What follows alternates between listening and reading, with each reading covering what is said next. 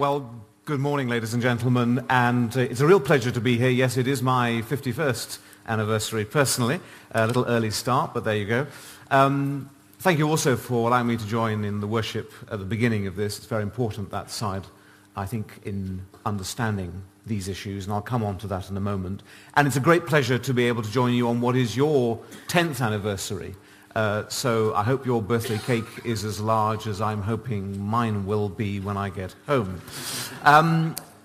Speaking as a government minister, I fully appreciate, and we'll get into questions in a moment, that there will be times when we don't agree.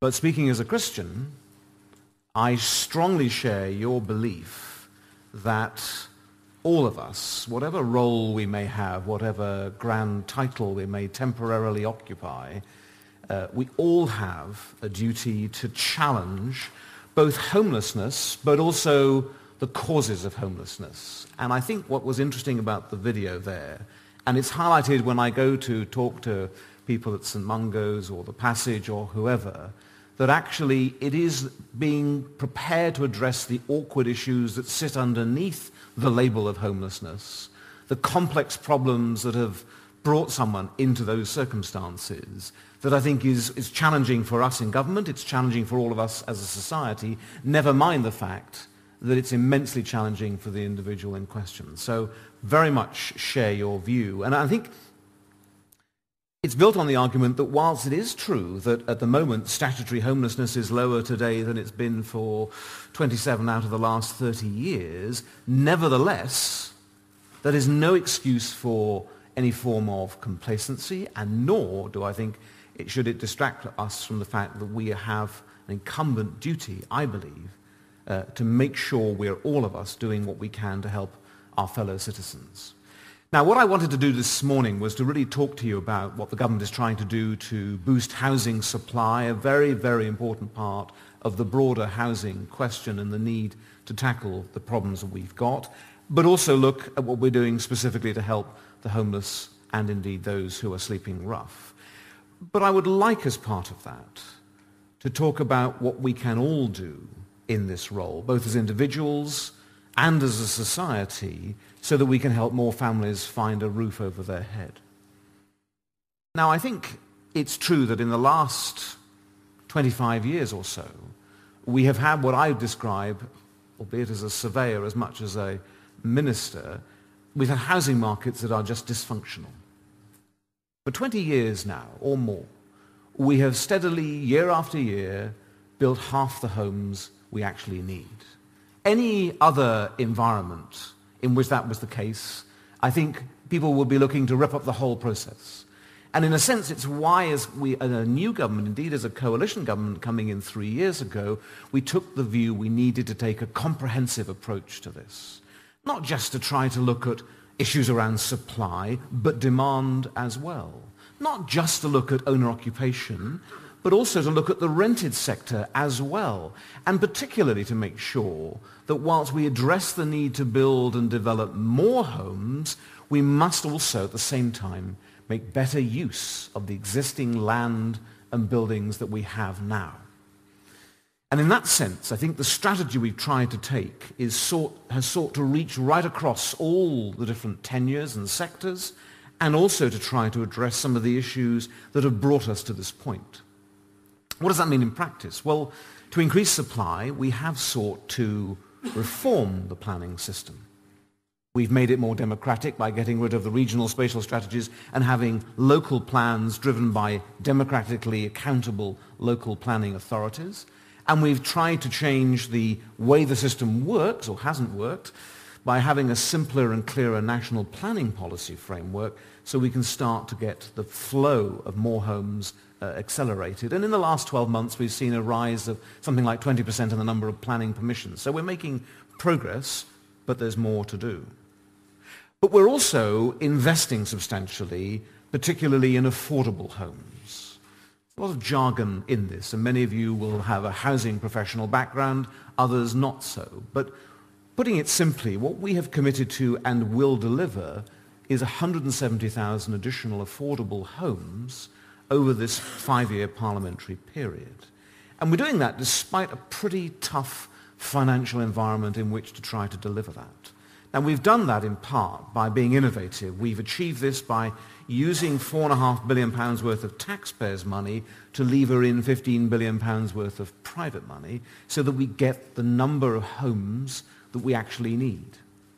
And we've also been able to, in this most recent budget, find additional £450 million so we can add a further 30,000 homes on top of that, which will be underway before this Parliament ends. So I think that is a concerted investment program that's very important. It doesn't reverse sweep away all the inherent problems that we have inherited, as it were, but it does nevertheless, I think, start to make genuine progress, a genuine net addition. And alongside that, we've also sought to invest in the private rented sector. You know, I've always taken the view that blue governments have tended to focus primarily on owner occupation, and red governments have tended to focus primarily on social housing. But in the middle, private rented sector is actually very, very important. There are well over 3 million families in the private rented sector now. And again, speaking as much as a surveyor as a housing minister, whatever you do in owner occupation or in social housing immediately has an impact on the others. You have to look at it in the round. And that's really why we've put forward a program to make a bigger but better private rented sector. £1 billion build-to-rent fund to lever in substantial, longer-term institutional investment, the things you see in Germany or in the United States or Switzerland, so we get a more sustained and indeed greater choice for tenants than we have at the moment in the private rented sector. And also to make it a better sector. One of the reasons we wanted to make a change, particularly around letting agents recently, is the recognition, not only through my own constituency correspondence, but many others as well, that it has been the case that if you go to a letting agent and something goes wrong, you have no redress. Well, we have changed the law. We have now made it, you have to, as a letting agent, you have to have a proper redress scheme in place. So whatever difficulties a tenant gets into with a letting agent, if they have a legitimate complaint, they can now challenge that behavior, because, well, as we know, there's a small minority of letting agents who do flout and bend the rules, and we need to make sure that tenants have a greater power to be able to challenge that when something goes wrong. So a bigger and better private rented sector, I think, is very important alongside the social and affordable sector. But you know, I think there's another role here for government as well. And when the market fails, there is a role for us to unlock much needed development and help especially some of the larger scale communities to actually be built. It's one of the reasons why, since I started in September, I've worked hard to try to unlock some of those larger sites, potential communities, and so try and get forward substantial development. In fact, the 5 sites we've been able to unlock so far since September equates to 41,000 more homes, mix of tenures. It's not all about owner occupation. It's a strong blend of tenures, very important, I think, in a community, that you have social, with private rented, with owner occupation, with shared and stepped ownership, that you have a genuine community in the nature of the tenures there. The habit in the past of blocks of housing of certain tenures, I think, can be divisive in our communities. And therefore it's very important that when we build these, we do so in a way that has a genuine mix of people and homes and prices and rents.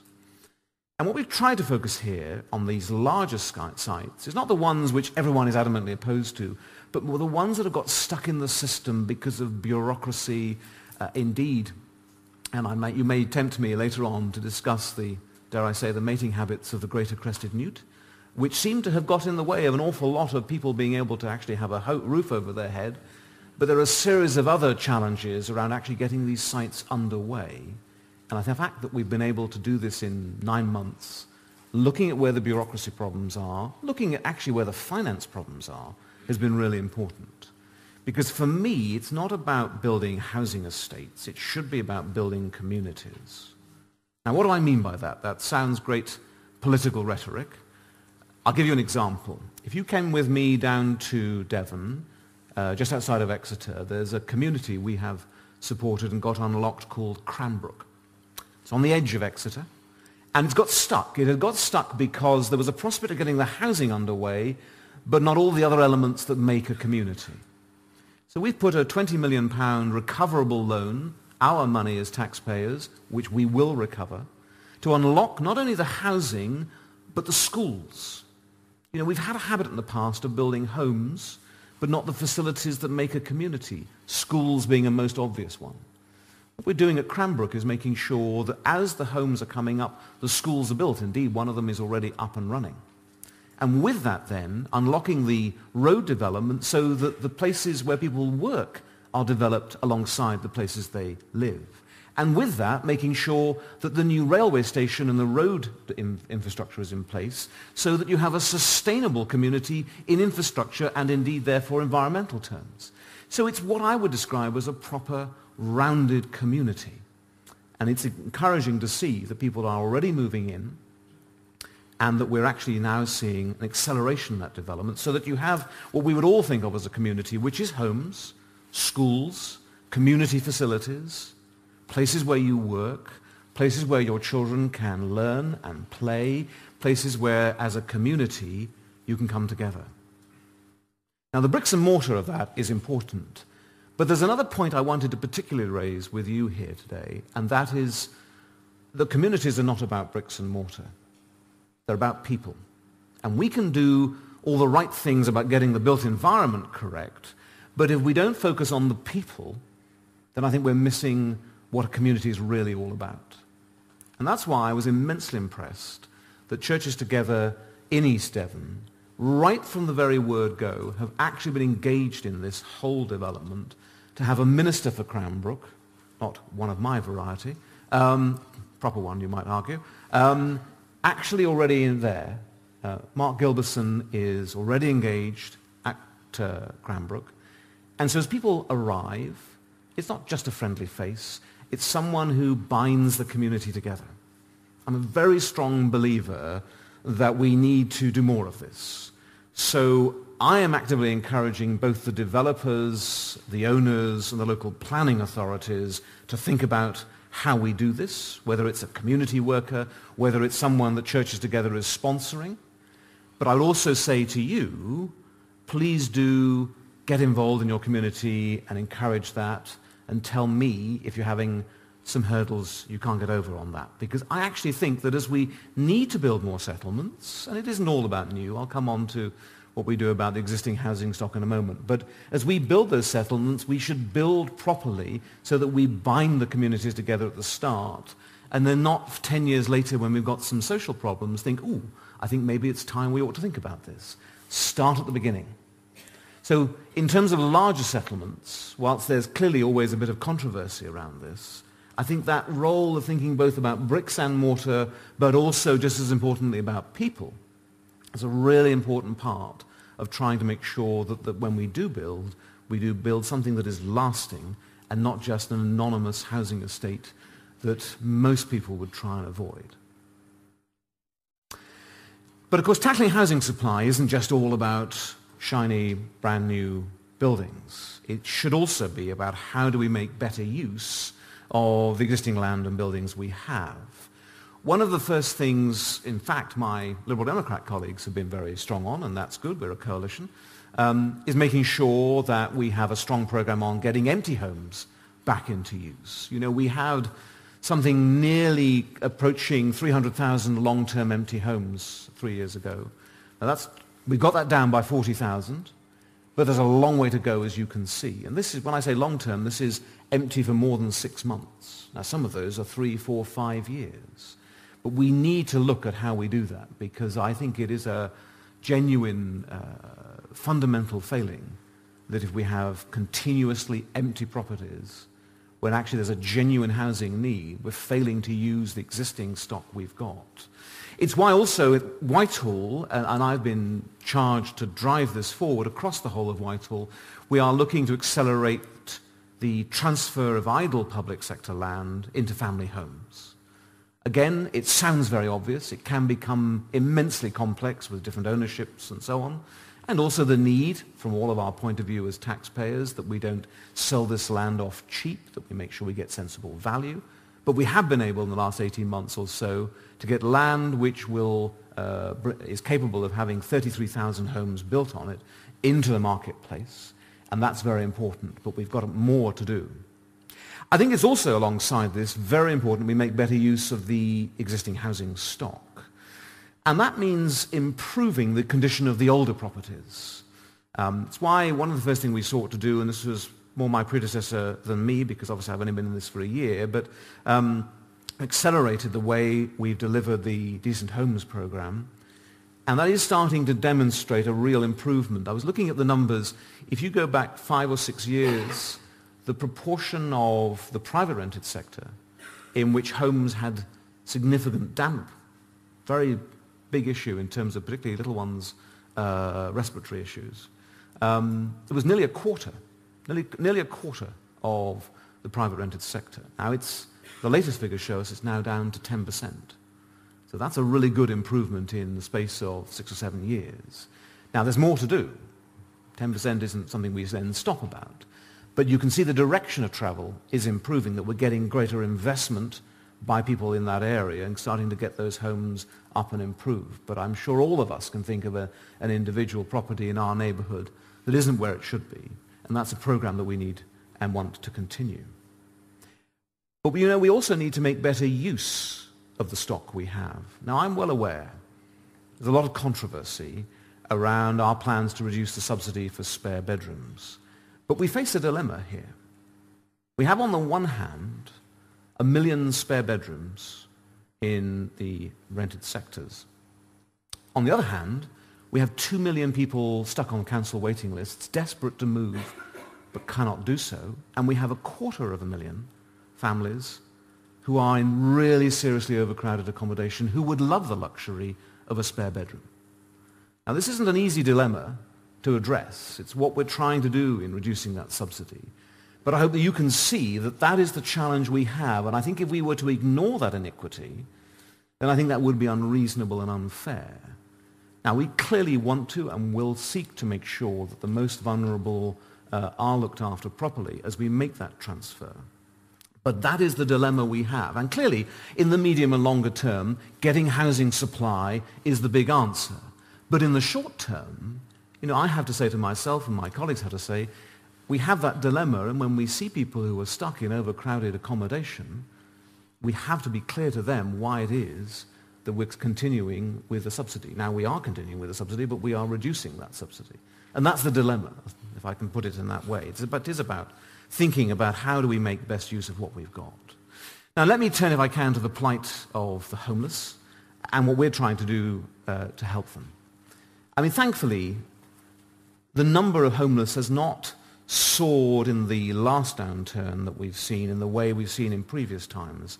It's currently at about half the level it peaked at under the last administration. And I think this is because in this country, regardless of who's in government, we actually have a very strong safety net. It's underpinned in law. And one of the things we've tried to do is to see what we can do to strengthen that. So we have protected around £470 million worth in homelessness prevention grant. We've strengthened the law in the last year. One of the issues councils are saying to us is, can you make it easier for us as councils to get people through and into settled accommodation and not caught, as they often are, in temporary accommodation? So we've changed that rule to make it easier for councils to do that. But also, I think, one of the keys about, and this is a sort of non-party, non-government argument, what's happened, I think, in the last few years is we've got smarter about this issue in terms of being proactive in tackling both the issue of homelessness and what underlies it. I think you saw in the video there both the excellent work in terms of getting a temporary roof over someone's head, but also starting to talk to them about work. Some cases, obviously, there's an issue of addiction. Very often the trigger is sometimes a breakdown in the relationships. And unless you deal with those issues, sooner or later that person, sadly, will very often come back on the streets. And it's dealing with both of these that we need to address. And I think in this context, this argument about being proactive is best looked at in the context, particularly those who sleep rough. I mean, I think this is an area that we all feel very strongly about. And if I can be candid, it would be nice if the media talked about it not just before Christmas. I talked to many of the charities involved in this, and they are intensely frustrated that you cannot get an engaged debate about this very often in the spring, the summer, or the autumn. Come the third week of November, the TV crews are lining up because they want to talk about it. It becomes middle of January, suddenly it's no longer an issue.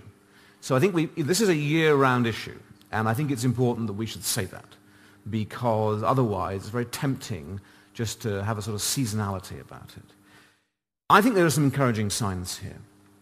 What we've done, and again we've learned as much as we've talked to the different agencies about this, which is that prevention is crucial. And we've seen in London, where obviously the issue is most acute, that the principle of no second night out really does work. What this means, to sort of get the jargon to one side, though I appreciate some of you will be very familiar with it, is really making sure that you intervene in those first 48 or 72 hours. And they've been trialling this in London very intensively. And what's encouraging now is that 8 out of 10 people who are sleeping rough on the streets in London are doing so for one night only.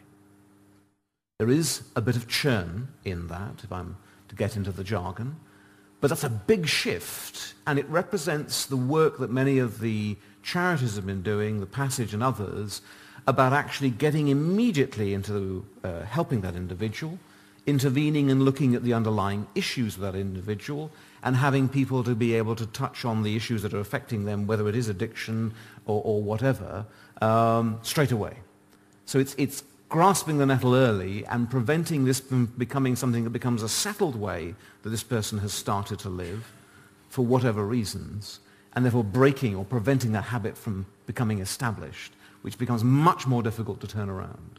Now, what's encouraging is I'm seeing in Greater Manchester and I'm seeing in Merseyside similarly successful turnarounds in numbers, that we're actually intervening early and we're getting these people off the streets earlier and we're tackling the root of the problem earlier. And I think that's a really important shift. And by the end of this year, we have committed with councils, and they have all said yes, they will do this, that every local authority will adopt this approach of no second night out. I think that's a really important shift. I want to say as well that I think much of the work that is being done, whether it is through our different churches and faiths, or indeed through the various agencies and charities, is genuinely pioneering. I'm getting inquiries now from overseas to look at what it is that we're doing. I mean, interestingly, New York has 6 times the number of rough sleepers that London does, and yet there are similar kind of transient, fast-moving, aggressive urban environment. And so there is a genuine interest in what are we doing to change that. And I've been really encouraged by the range of work that's being done in this field. We launched through Homeless Link in November, for when the media was interested in homelessness, a thing called Street Link.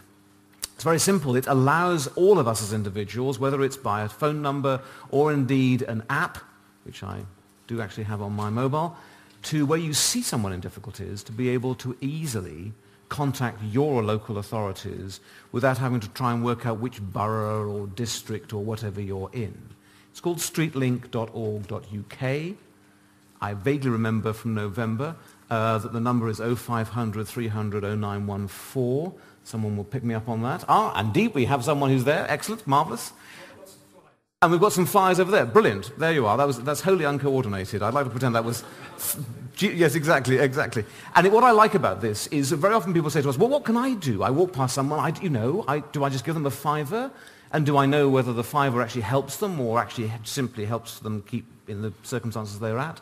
The nice thing about StreetLink is it says to people, you know what, you can do something as an individual. 17,000 people have actually contacted. 5,000 people have been directly helped by it.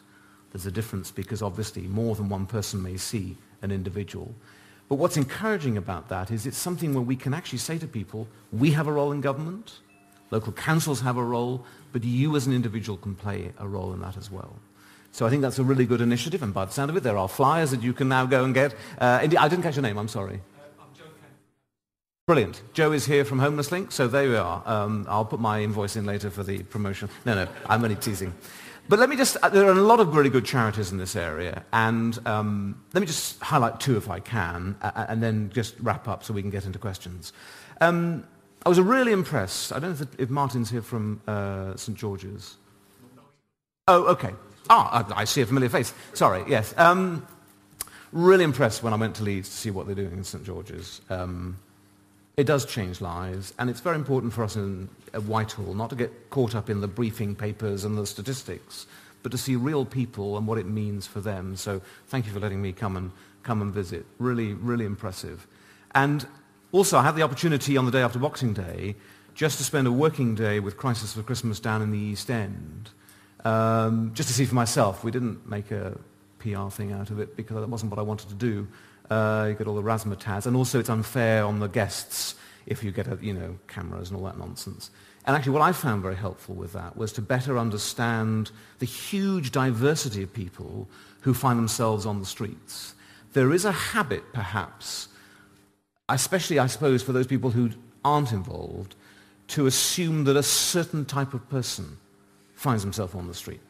And I learned at St. George's, and I certainly learned at Crisis, everybody, when their life falls apart, is vulnerable to finding themselves on the streets pretty quickly. And I think that's a really important message that we should get out. So I want to say a big thank you. Thank you for what you do. Thank you for the way in which you change people's lives, because you do, and I've seen this. Now, we in government can help create the right framework. There will be political tensions around what we are or aren't doing, and I'm sure we'll get into those in questions. But I genuinely think the fact that there's an attitude here in this country, which is that we all have a part to play, is a really important principle. So perhaps to conclude, what I should say is, I think there is much to do, but I would also say to you that there's also quite a lot to be positive about in terms of what's happening out there. What we are trying to do in government is, yes, to increase the supply, but also make sure we address the issue of affordability as part of that process. We're getting the sites that have been stuck unlocked, but we're trying to make sure that as we do that, we build proper communities and not anonymous housing estates. And we're also committed to dealing with the causes of homelessness as well as the issue itself. I think that's the only way to do it. But I've always taken the view with this that this is not something that government can do on its own. We want to work with many of the agencies who are here, many of the community and church groups that are represented here, because this is a deep-seated problem that has been with us for at least my 51 years and certainly your 10. And to conclude, I think what I would say to you is there's no easy solution. There's no quick fix here. But I genuinely believe that if we work together, then we can ensure that people can get the homes that they and their families need. Thank you very much. I'm very happy to take your questions.